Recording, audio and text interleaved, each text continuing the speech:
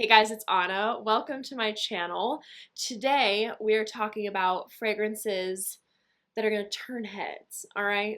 We want to leave a trail, we want to leave an impression. I made sure to select fragrances that have great longevity, great projection. The performance is there. First one on the list is Tomovici's Zenobia. Honey, she is a powerhouse. Like how this gold bottle is doing the absolute most, she is inside as well. This is for those of you who love fruity, floral, ambery, saffron fragrances. Zenobia opens up with a stunning blackcurrant. It is so juicy and sweet. It will grab your attention right at the start. This smells so sensual, sexy, expensive. It's giving like Arabian royalty. And this is a very feminine scent. I know we got notes of leather and oud in the base, and those can be definitely tricky, but they're so smooth and beautifully done in here. Like I would not be worried about those notes if those are tricky for you. Yes, they provide a depth and sophistication to the scent, but you're not getting like an overbearing woodiness, overbearing leather whatsoever. They just add this mysterious intrigue to the scent. The saffron lifts this up, gives it an insane trailing quality. Like this thing, like you only need a couple sprays. I swear this bottle is probably gonna last me for a lifetime. It will fill your space and beyond. And then there's this rich, resinous, warm amber, added sweetness from vanilla, and then a smooth blend of florals. It's very good. Then we've got Amouage Sunshine Woman. She does not fail to bring the attention. Big compliment getter for me. The way this just oozes super ripe apricots. You got that prominent osmanthus, beautiful floral with that prominent fruity undertone, creamy vanilla, and then white tobacco in the base, which I think adds such a cool and unexpected twist. And I love the note of tobacco in many forms, but because this is a white tobacco, it's cleaner than your typical tobacco note. It doesn't smell like smoky or very masculine. It grounds it and gives it this umph. But I will say with the House of Amouage, like even if, you know, certain fragrances are like massively loved and talked about all the time, they are a very complex niche house, so it's always a good idea to sample first. But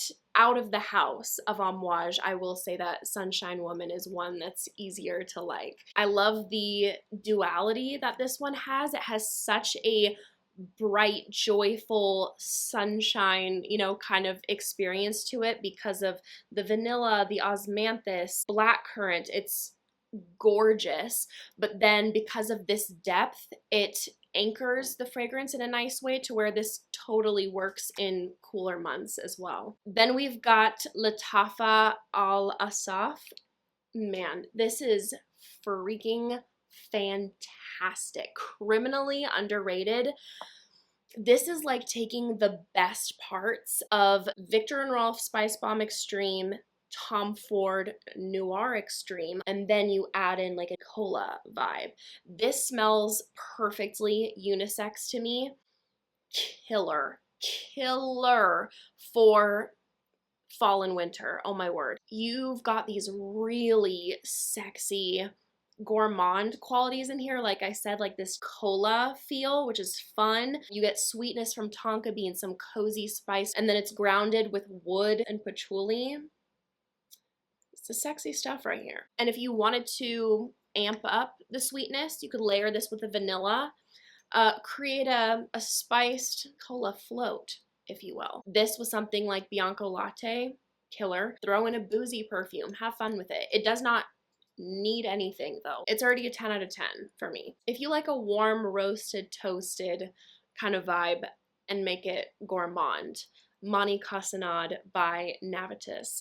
This is a vanilla ice cream perfume with toffee amberwood, brown sugar, and amber. Those are the notes I get the most. Personally, I don't get an authentic ice cream experience. So if you're seeing that note, there's definitely more to this fragrance than that. It's definitely vanilla prominent, but it's like a deep toasty ambery vanilla.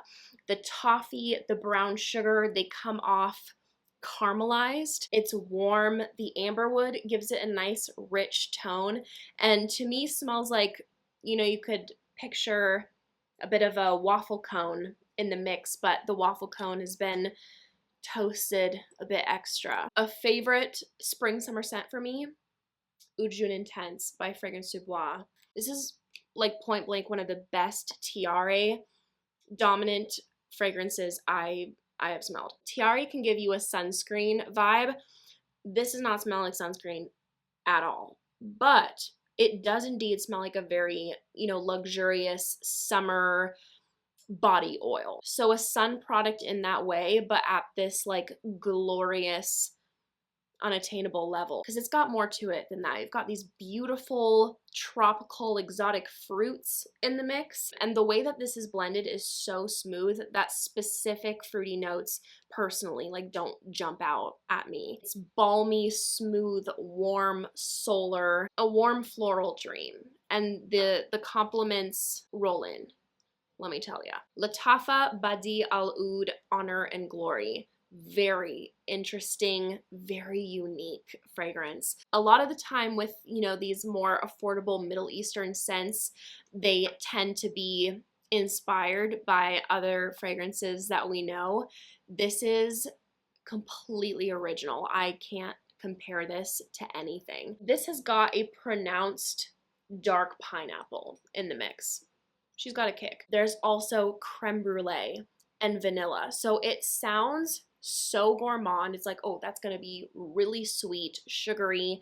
And yes, those notes provide a sweetness. You have gourmand elements, but this is not like a girly sugar bomb, because it's got a whole mix of spices in here, and it's really got this like warm depth to it. This is perfectly unisex. Both Eric and I love and wear this one. Also, real quick, the creme brulee, I get the top portion of that note, the caramelized bit, not like the creamy lactonic bit. So it's got a bit of a warm ambery feel from the benzoin, and for spices we have cinnamon, black pepper, and turmeric.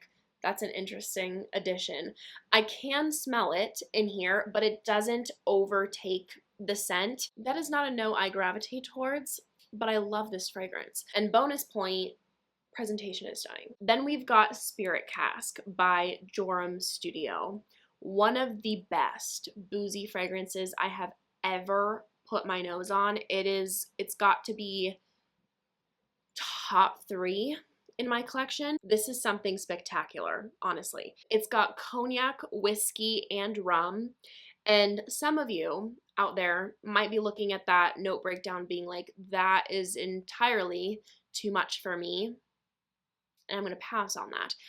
I urge you to sample it, because this is not like the smell of sticking your nose in a whiskey glass whatsoever. It is like the smoothest interpretation of those notes. It's intoxicating, sweet, woody, smooth, boozy. There's this beautiful pear and vanilla in the mix that make this so intriguing and approachable. So it's not just, booze and wood. It's perfectly unisex. The sweetness is so yummy.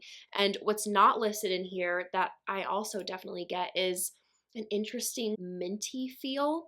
And I get that in the opening and a bit of the mid. It's not a linear scent, so it's a fun perfume to experience. As it dries down, the mintiness dissipates, and it just leaves you with this beautiful, sweet, boozy, woody warmth. There's parts of this fragrance that I just really want to consume, but it's grounded in a beautiful way. It kind of smells like you're sitting in this dark room surrounded by spirits aging in wooden barrels, and then you're presented with this chilled pear vanilla dessert. Stunning. An OG favorite of mine, a lifer for me, you know, if you watch my videos, that is, the Seven Virtues Santal Vanille.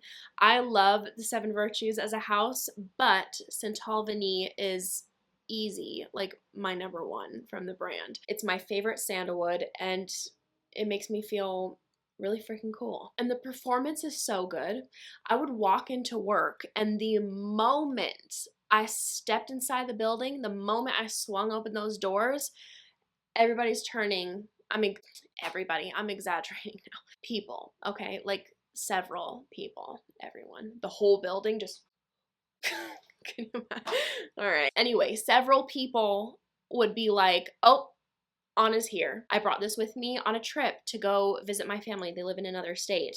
And I, again, step into the house, and my sister's like, Anna, I knew when you were home immediately. Santal Vanille projects, okay? And she lasts all day on me. You get prominently a dry sandalwood, but then you get this, you know, added creamy factor coming in from the coconut milk, the vanilla. The vanilla, it's a non-gourmand vanilla, but adds a beautiful soft sweetness without providing anything sugary or edible. It's also got a good dose of cardamom, which is one of my favorite notes. It's got nice, intriguing resinous notes without taking over the scent. Santal Vanille will always have my heart. Next up, Super's Memories Gold. You see this plaque here? The gold dripping down. It's got honey, vanilla, caramel. This is easily one of the strongest fragrances in my collection. I'm an oversprayer. I don't dare overspray with this. 2 sprays will have you covered. It's got a rich, warm sweetness. It smells like a darker interpretation of these notes. Dark caramel, dark vanilla, dark honey. The honey will give this a bit of a sticky sweetness, but it's not honey done in an overbearing way where you just took a big old scoop of it and put it in your mouth. It's like too much of a good thing there. Usually honey will become too much for me in a note breakdown, but not in Memories Gold. And it's also got a pronounced tonka bean and amber. You do have to love amber to enjoy this one. It smells deep, rich. It's got this luxurious density to it. And that wraps up my list for today. Thank you guys so much for watching. I hope you enjoyed. If you did, make sure to give this video a big thumbs up and make sure to subscribe down below if you haven't already. If you want to see me, of course, in any more videos, I'd appreciate it so much. I hope you guys are having a great day, and I hope to see you in my next video. Bye!